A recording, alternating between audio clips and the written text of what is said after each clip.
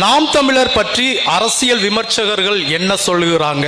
ரவீந்திரன் துரைசாமி சொல்றாரு, 2024 மக்களவை தேர்தலில் 20 விழுக்காடை தொடும்.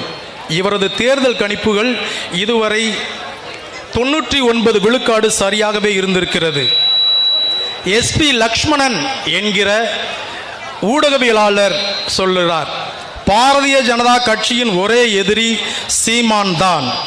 நாம் தமிழர் வளர்ச்சியை தடுக்க யாராலும் முடியாது. பத்திரிகையாளர் மணி சொல்றாரு, சீமானின் நேர்மை அறம் போற்றப்பட வேண்டியது.